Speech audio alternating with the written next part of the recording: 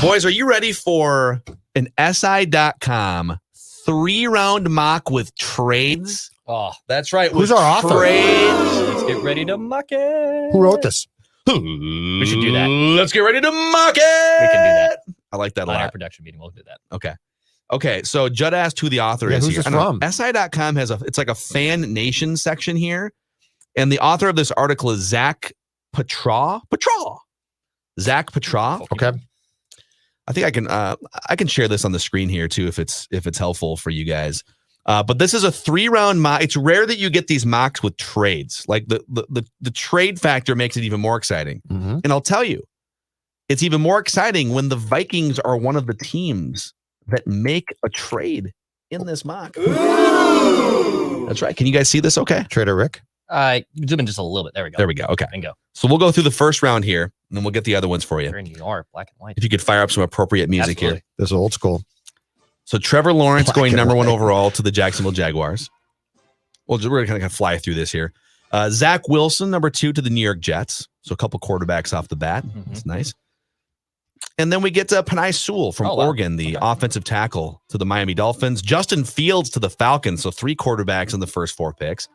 Jamar Chase, wide receiver to the Bengals. Now we have a trade here. The Carolina Panthers trading up for Trey Lance. Oh, and they killed Declan on this.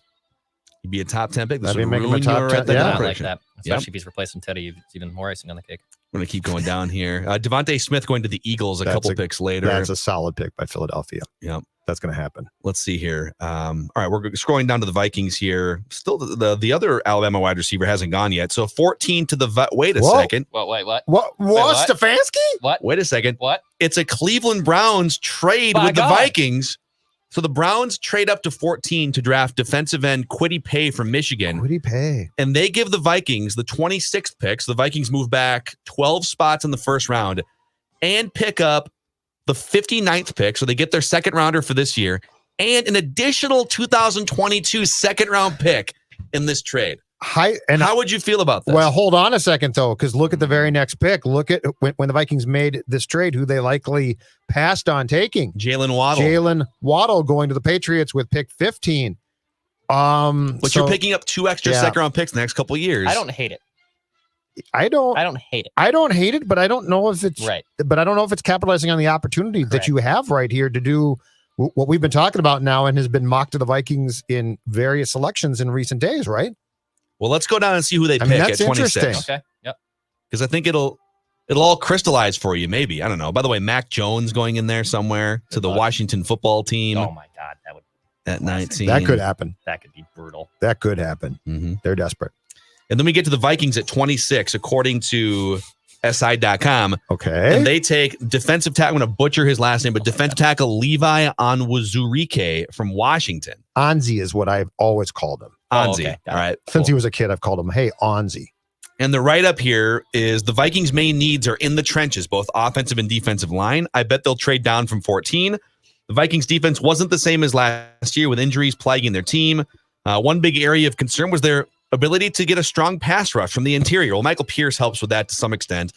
This is fantastic value for the Vikings. Trade down in the first, pick up a second rounder in both of the next 2, and still land a high upside player at a position of need. Seeing Barmore go 1 pick earlier hurts, but Onzi, as Judd calls him, has the tools to be an immediate starter at the 3 technique, which Minnesota desperately needs. Okay, so if this happened, your thoughts? One, I think it's completely plausible, and I could see Rick, since right now the Vikings don't have a second round pick, I could see him doing this. But again, it bothers me slightly.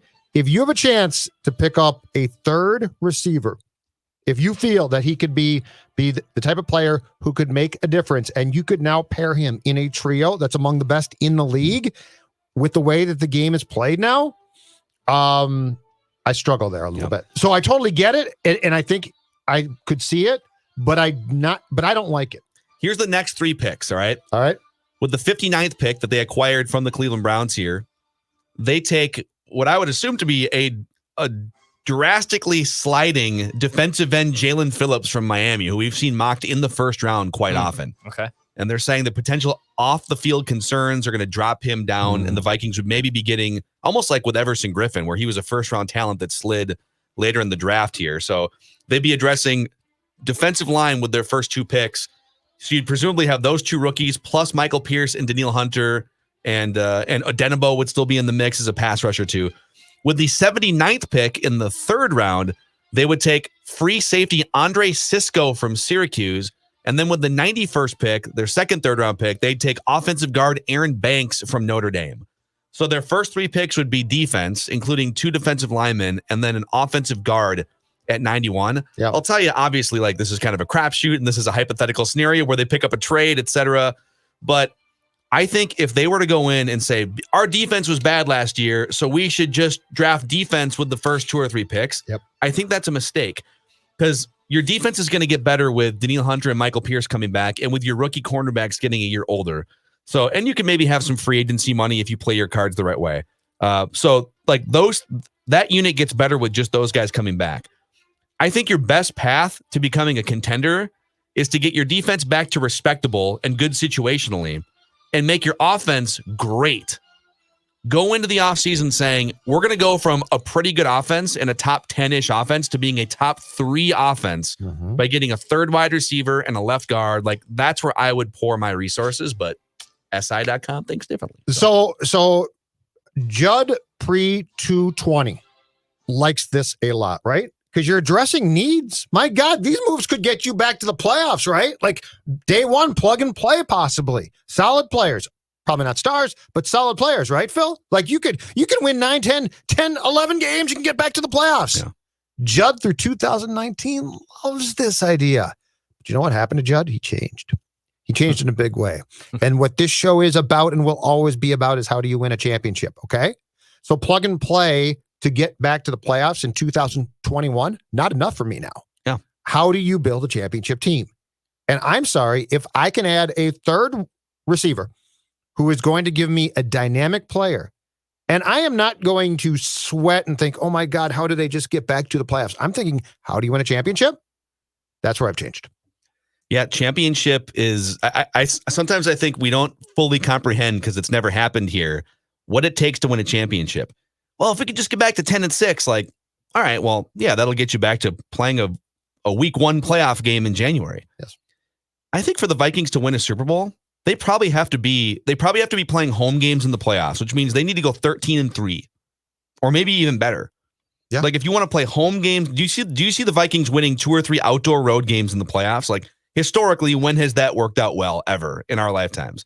Well, the home games haven't worked out as well either, right? With 1998. But you'd rather be at home. But like we should be thinking 12-4, 13-3. The best way to get there is to have a great offense. You're close. Like have a great offense and a respectable / situationally good defense, rather than having a good defense and a good offense. Good defense, good offense is going to get you to 10-6. And that's fine if you want to make the playoffs. Right. Make your offense great for 2021. And the entire reason why you have a GM and coach is for the GM, not to always say, what can I do for the immediate now, and the coach. It's how can I make myself and my team as competitive as possible right now? But more importantly, when we move on, let's say to the next coach, what's going to put that person in a position to win a championship?